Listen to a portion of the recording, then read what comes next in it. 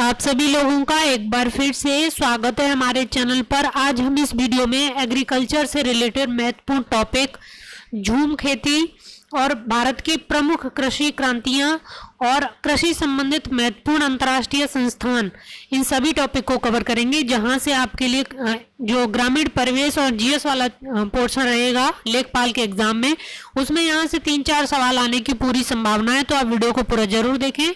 अगर आप चैनल पर नए हैं तो चैनल को सब्सक्राइब जरूर कर लें और वीडियो को शेयर भी करें। तो चलिए शुरू करते हैं। पहली क्रांति हरित क्रांति संबंधित है। तो हरित क्रांति का संबंध है कृषि उत्पादन से, और वैसे कृषि उत्पादन से संबंधित था इसका संबंध, लेकिन भारत में यह कृषि क्रांति है ज्यादातर गेहूं की खेती से संबंधित रह गई है, और केवल कुछ क्षेत्र जैसे कि पंजाब, हरियाणा और वेस्ट यूपी और पूर्वी राजस्थान, इन क्षेत्रों में जो हरित क्रांति है 1966 की, वो इस क्षेत्र में ज्यादा प्रभावित रही है। और इसकी जो शुरुआत है भारत में वो एम स्वामीनाथन के द्वारा की गई थी। और दूसरी क्रांति है श्वेत क्रांति, जिसकी शुरुआत वर्गीस कुरियन के द्वारा की गई थी, और यह दुग्ध उत्पादन से संबंधित है। और नेक्स्ट आपकी महत्वपूर्ण क्रांति है नीली क्रांति। वर्तमान सरकार का भी ब्लू रिवॉल्यूशन पर बहुत ही ज्यादा फोकस है। तो नीली क्रांति का संबंध है मत्स्य उत्पादन से। मछली उत्पादन में भारत का कौन सा स्थान है विश्व में, वो भी आप जरूर देख लेना और कमेंट बॉक्स में जरूर बताना। और पहला स्थान चीन का है, लेकिन भारत का स्थान कौन सा है आप कमेंट बॉक्स में बताना। नेक्स्ट है गुलाबी क्रांति का संबंध है। तो गुलाबी क्रांति झींगा उत्पादन से संबंधित है। वेरी इंपॉर्टेंट है ये, क्योंकि बाकी में आप अनुमान लगा लेंगे। गुलाबी क्रांति पिंक रिवॉल्यूशन, ये झींगा उत्पादन से, झींगा मछली उत्पादन से संबंधित है। नेक्स्ट है पीली क्रांति। पीली क्रांति का संबंध है सूर्यमुखी व अन्य तिलहनी उत्पादन, यानी तिलहन से संबंधित, और सूर्यमुखी इसमें विशेष है और अन्य तिलहन भी इसमें शामिल हैं। नेक्स्ट है आपके लिए लाल क्रांति यानी रेड रिवॉल्यूशन। तो ये मांस और टमाटर दोनों के उत्पादन से संबंधित है, यानी टोमेटो और मीट प्रोडक्शन दोनों के उत्पादन से ही संबंधित है रेड रिवॉल्यूशन। नेक्स्ट है आपकी गोल क्रांति। तो गोल क्रांति यानी राउंड रिवॉल्यूशन संबंधित है किससे, तो आलू उत्पादन से, यानी कि आलू के प्रोडक्शन को बढ़ाने से संबंधित है गोल क्रांति। और भारत में आलू अनुसंधान केंद्र कहाँ पर है, तो भारत में आलू अनुसंधान केंद्र है शिमला में। नेक्स्ट है रजत क्रांति यानी सिल्वर रिवॉल्यूशन। तो रजत क्रांति है अंडा उत्पादन से संबंधित है। ये दोनों में थोड़ा कंफ्यूजन होता है, लेकिन गोल क्रांति आपकी आलू से संबंधित है। रजत यानी सिल्वर कलर, एकदम सिल्वर कलर में अंडे के कलर से आप मैच कर सकते हैं, इस तरह आपको याद हो जाएगा तो कंफ्यूजन नहीं होगा। नेक्स्ट है सुनहरी या स्वर्ण क्रांति। तो यहाँ पे आपको ध्यान देना है, गोल्डन रिवॉल्यूशन है। सुनहरी क्रांति आपको अगर एकाएक दिमाग में आए कि यह तेल से संबंधित हो सकती है, तो ऐसा नहीं है। सुनहरी या स्वर्ण क्रांति आपकी फ्रूट प्रोडक्शन यानी फल उत्पादन यानी हॉर्टिकल्चर से रिलेटेड है। तो ये भी आपको याद रखना है, ये इंपॉर्टेंट है, पूछी जा सकती है। नेक्स्ट है इंद्रधनुष क्रांति यानी रेनबो रिवॉल्यूशन, और इसका संबंध क्या है, कृषि संबंधी समग्र क्रांति, यानी फसल उत्पादन में विभिन्नता लाना, यानी एग्रीकल्चर से रिलेटेड जो क्रॉप वैरायटी है उसमें उसको बढ़ावा देना। और इंद्रधनुष यानी इंद्रधनुष जब आपका रेनबो बनता है तो उसमें विभिन्न कलर सम्मिलित होते हैं, यानी 7 कलर सम्मिलित होते हैं, जो कि अधिक रंगों को दर्शा रहा है। उसी प्रकार कृषि से संबंधित जो विभिन्न फसलें हैं उनके उत्पादन, उनको अधिक मात्रा में उपजाना, पैदा करना, यानी क्रॉप डाइवर्सिफिकेशन है, उस पर जोर देना। तो ये इससे रिलेटेड है। नेक्स्ट है भूरी क्रांति यानी ब्राउन रिवॉल्यूशन।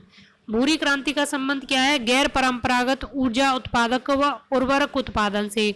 ध्यान देना है, भूरी क्रांति अगर फर्टिलाइजर प्रोडक्शन भी दिया हो तो वो भी सही होगा। अगर ये वाला टॉपिक ना दिया हो, केवल उर्वरक उत्पादन दिया हो ऑप्शन में और भूरी क्रांति पूछा हो, तो आप उसको सही मानेंगे।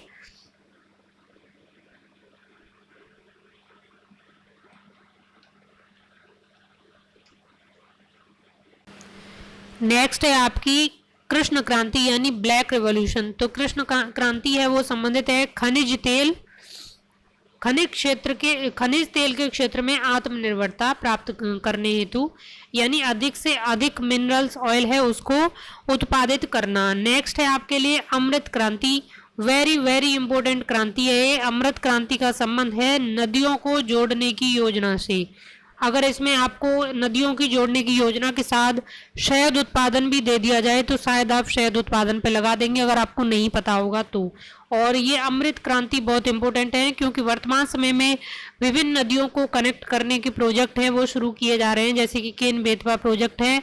तो ये क्रांति बहुत इंपॉर्टेंट हो जाती है और ये कई एग्जाम में फिलहाल पूछी भी जा रही है, तो आप इसको जरूर याद कर लें।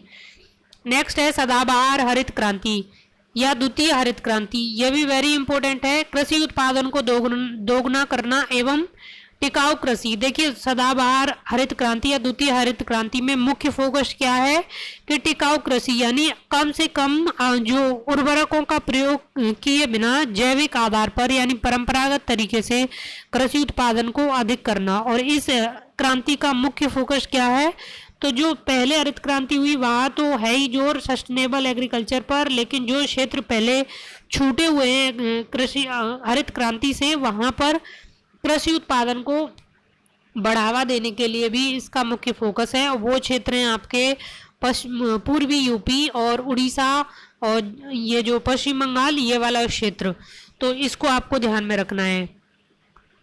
इसमें जो नेक्स्ट टॉपिक है हमारा जो वेरी इंपॉर्टेंट टॉपिक है, यहाँ से सवाल आते ही आते हैं।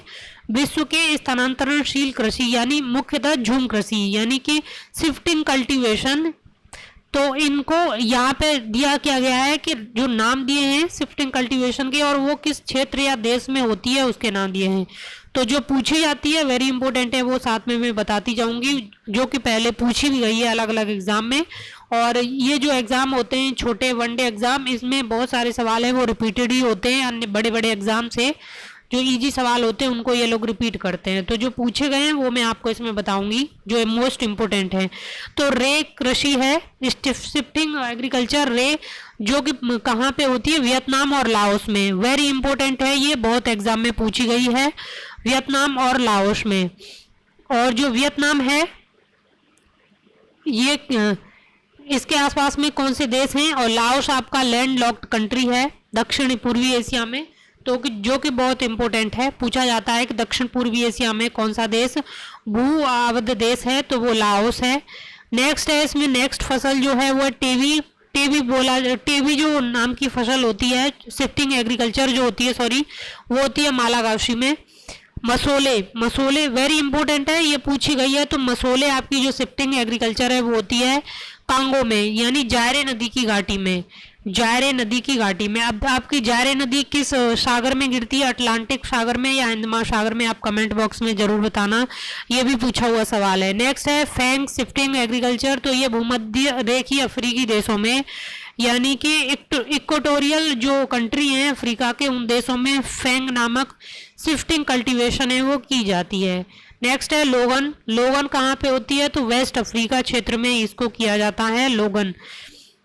नेक्स्ट है आपकी कोनूल और कोमिले, वेरी वेरी इंपॉर्टेंट है, ये पूछी जाती है मैक्सिको में। और मैक्सिको की कई चीजें और इम्पोर्टेंट है, उनमें कौन सा है, एक तो सोनोरन डेजर्ट है जो कि यूएसए और मैक्सिको दोनों में विस्तारित है, और एक चियापास पठार है वो मैक्सिको का काफी पूछा जाता है। तो मैक्सिको से रिलेटेड जो सवाल पूछे जाते हैं वो मैंने यहाँ और अन्य भी आपको फैक्ट बता दिए हैं। और लेकिन ये कोमिले या कोनूल शिफ्टिंग कल्टीवेशन है, ये मैक्सिको में होती है, तो इसको भी पूछा गया है। नेक्स्ट है मिल्पाव, ये भी वेरी इंपॉर्टेंट है, ये भी पूछी गई है एग्जाम में। तो मिल्पा मैक्सिको और मध्य अमेरिकी देश, यानी कि देखिए कोनूल और केमिले ये केवल मैक्सिको में होती है, लेकिन मिल्पा मैक्सिको के साथ साथ मध्य अमेरिकी देश यानी कि अन्य देश जैसे जमैका क्यूबा वगैरह हैं वहाँ पर भी ये मिल्पा शिफ्टिंग कल्टीवेशन है ये होती है। तो मिल्पा भी पूछी हुई है, आप इसको भी रट लेना, आप 3-4 बार ये वीडियो देख लेना, आपको याद हो जाएगी। नेक्स्ट है आपकी इचाली, तो ये ग्वाडेलूप में होती है। ये देखिए इसका पूछने का बहुत कम चांस है, पूछा जाएगा तो ये सुमेलित करने के लिए पूछेगा, उनमें से आपको 2 आ रहे होंगे तो आप निकाल लेंगे। सीधे सवाल में इसका पूछने का चांस बहुत कम है, नहीं पूछेगा। नेक्स्ट है कोनुको, तो कोनुको वेनेजुएला में होती है, कोनुको वेनेजुएला, तो ये भी इंपॉर्टेंट है। यहाँ पे देखो आपको क्या ध्यान देना है, यहाँ पे कोनूल और कोनुको काफी मिलती जुलती नाम है, कंफ्यूजन हो सकता है, इसलिए ये पूछी जा सकती है। आप इनको दोनों को जरूर एकदम याद कर लेना डिफरेंस करके। और याद कैसे करेंगे, कोनूल, कोनूल यानी इसमें ल आ रहा है और वेनेजुएला में ला आ रहा है, यानी कि कोनूल ल वाला है, कोनूल में, वो वेनेजुएला में नहीं होगा, तो आप इसको क्रॉस करके याद कर सकते हैं। ठीक है, जिसमें को आ रहा है वो मैक्सिको में नहीं है और जिसमें ला आ रहा है वो वेनेजुएला में नहीं है, यानी कि उल्टा आपको याद कर लेना है। नेक्स्ट है रोका। रोका आपकी ब्राजील में, अगेन ये वेरी वेरी इंपॉर्टेंट है, ये भी पूछी हुई है, तो रोका ब्राजील में होती है। नेक्स्ट है चेतेमनी। चेतेमनी युगांडा, जाम्बिया, जिम्बाब्वे, यानी कि फिर से अगेन अफ्रीकी देशों में चेतेमनी है, ये होती है। नेक्स्ट है आपकी कैंगन, वेरी इंपॉर्टेंट है, ये फिलीपींस में होती है। फिलीपींस की राजधानी क्या है, तो मनीला है। और ये कैगन जो शिफ्टिंग कल्टीवेशन है ये मनीला में, फिलीपींस में होती है। मनीला में एक इंटरनेशनल महत्वपूर्ण संस्थान है, वो कौन सा है, तो वो है आपका अंतर्राष्ट्रीय चावल अनुसंधान संस्थान मनीला, फिलीपींस। नेक्स्ट है आपका चेन्ना, सॉरी उससे पहले है तुंग्या। तुंग्या म्यांमार में, ये भी इंपॉर्टेंट है आपके लिए, लेकिन चेन्ना वेरी इंपॉर्टेंट हो जाती है क्योंकि श्रीलंका इस साल काफ़ी चर्चा में है इकोनॉमिक इमरजेंसी के कारण, और वहाँ के आर्थिक हालात काफ़ी ख़राब हो गए, तो इसलिए श्रीलंका से रिलेटेड जो भी इंपॉर्टेंट एग्जाम में पूछने लायक फैक्ट हैं वो आपको ज़रूर पता होने चाहिए, चाहे वहाँ की एग्रीकल्चर से रिलेटेड कुछ जनरल बातें या फिजिकल ज्योग्राफी वहाँ की या वहाँ की राजधानी वगैरह हैं, वो आपको ज़रूर पता होनी चाहिए। तो चेन्ना है, ये श्रीलंका से रिलेटेड शिफ्टिंग कल्टीवेशन है। नेक्स्ट है आपका लेदांग। लेदांग जावा एवं मलेशिया से रिलेटेड है। तमराई थाईलैंड, तमराई भी आपकी इंपॉर्टेंट हो जाती है, तो आप तमराई याद कर लेना। हुमा, हुमा जावा एवं इंडोनेशिया, तो जावा इंडोनेशिया में लेदांग और हुमा दो शिफ्टिंग कल्टीवेशन है, वो जावा और इंडोनेशिया में ही होती है। नेक्स्ट यहाँ पे जो टॉपिक है वो है भारत में शिफ्टिंग कल्टीवेशन के कुछ नाम हैं, क्षेत्रीय स्थानीय नाम हैं, वो आपको भी पता होने चाहिए। तो झूम ये सबको पता है, नॉर्थ ईस्ट में मुख्यतः नागालैंड में होती है, तो झूम नॉर्थ ईस्ट से रिलेटेड है। नेक्स्ट जो आपके लिए इसमें है वो है बीवर या डहियार, ये वेरी इंपॉर्टेंट है और ये हाल फिलहाल पिछले साल किसी एग्जाम में पूछी गई है। वीवर या डहियार ये बुंदेलखंड संभाग, मध्य प्रदेश में जो बुंदेलखंड का पार्ट है वहां पर होती है।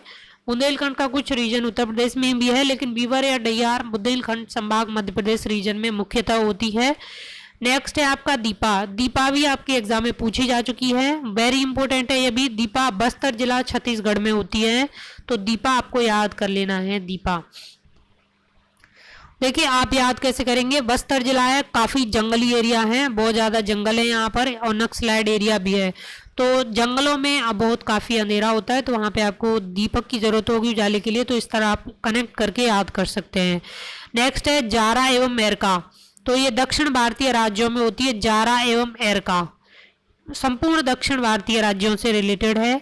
इस टाइप की कम पूछी जाती है, एग्जाम में पूछे सवाल बहुत जाते हैं कि जो खाली एक पर्टिकुलर रीजन से रिलेटेड हो, उसका कुछ स्पेसिफिक नाम हो, तो उनके चांस ज़्यादा रहते हैं। जैसे बत्रा है, तो बत्रा कहाँ होती है, दक्षिणी पूर्वी राजस्थान में शिफ्टिंग कल्टीवेशन वो होती है। पोडू आंध्र प्रदेश में होती है, और इसमें जो वेरी इंपॉर्टेंट है वो है आपकी कुमारी। कुमारी केरल में पश्चिमी घाट के पर्वतीय क्षेत्रों में होती है, और यहाँ पे ध्यान देना है कुमारी है ये शिफ्टिंग कल्टीवेशन भी है, और कुमारी एक धान का जो फसल है उसको भी कुमारी बोलते हैं। अमन, औस, कुमारी और एक और होती है, 4 फसलें हैं धान की, वो केरल में होती हैं। तो केरल में कुमारी धान की फसल भी है और कुमारी शिफ्टिंग कल्टीवेशन भी है, और ये इसीलिए कई एग्जाम में पूछी गई है, इसलिए आपको इसको जरूर याद कर लेना। कमान, विंगा एवं धागी, तो ये कहाँ पर है, ये उड़ीसा में है। कमान, विंगा और धावी उड़ीसा में, ये तीनों आप जरूर याद कर लेना। तो ये जो इम्पोर्टेंट थी एग्जाम में पूछी गई है वो मैंने आपको सारी इसमें बता दी, साथ में ये भी बताया जहाँ इम्पोर्टेंट है आप कनेक्ट करके ट्रिक बना के याद कर सकते हैं, वो भी मैंने आपको बताया। तो आप ये वीडियो बार बार देखेंगे तो आप इनको नहीं भूलेंगे और आपका एग्जाम में गलत नहीं होगा। नेक्स्ट टॉपिक क्या है, तो कृषि से संबंधित महत्वपूर्ण अंतर्राष्ट्रीय संस्थान, ये वेरी वेरी इंपॉर्टेंट टॉपिक है, यहाँ से हर एग्जाम में 1 या 2 सवाल जरूर बनता है। ये जो 3 टॉपिक हैं यहाँ से आपके एग्जाम में 4-5 सवाल आने की पूरी संभावना है, जो कि जीएस और आपके एग्रीकल्चर पार्ट में आ सकते हैं। तो इसमें देखते हैं अंतर्राष्ट्रीय संस्थान कौन से हैं। तो पहला है खाद्य एवं कृषि संस्थान FAO, तो ये कहाँ पर है, रोम इटली में। और FAO ने ही भारत के गुरुग्राम में जो एक अनाज ATM है उसकी शुरुआत भी की है, तो इसलिए ये इम्पोर्टेंट है, पूछा जा सकता है। नेक्स्ट है आपका विश्व मौसम विज्ञान संगठन। तो विश्व मौसम विज्ञान संगठन है ये स्विट्जरलैंड जिनेवा में स्थित है। नेक्स्ट है आपका खाद्य नीति अनुसंधान संस्थान, तो वॉशिंगटन DC संयुक्त राज्य अमेरिका में है। नेक्स्ट है आपका अंतर्राष्ट्रीय चावल अनुसंधान संस्थान, जैसा कि मैंने पहले बताया मनीला फिलीपींस में है।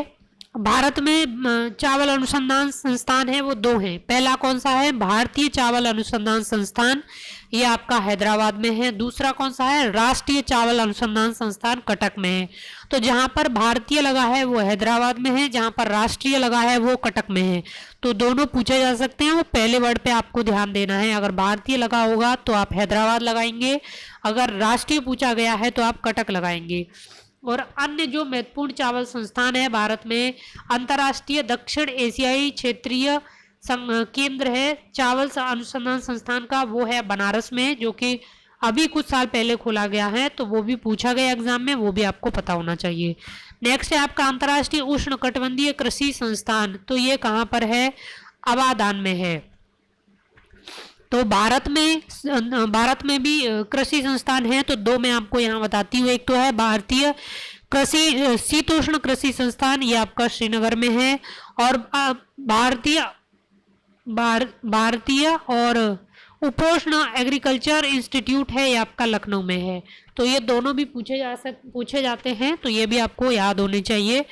तो यहाँ पर जो इम्पोर्टेंट थे आपके लिए टॉपिक 3, वो इस वीडियो में पूरे कवर कर दिए गए हैं। तो आप इस वीडियो को बार बार जरूर देखें, और आप हमारे चैनल के टेलीग्राम ग्रुप से जुड़ना चाहते हैं तो आप नीचे डिस्क्रिप्शन बॉक्स में लिंक दिया गया होगा, आप उसको जाके ज्वाइन कर सकते हैं, जहाँ पर आपको विभिन्न फ्री PDF हैं वो प्रोवाइड करा दी जाती है, और जहाँ पर विभिन्न क्विज हैं एग्जाम के लिए वो भी चलती रहती हैं। तो आप वो ग्रुप जरूर ज्वाइन कर लें, और इस वीडियो को शेयर जरूर करें, और चैनल को सब्सक्राइब जरूर कर लें, और वीडियो को शेयर भी करें। Thank you.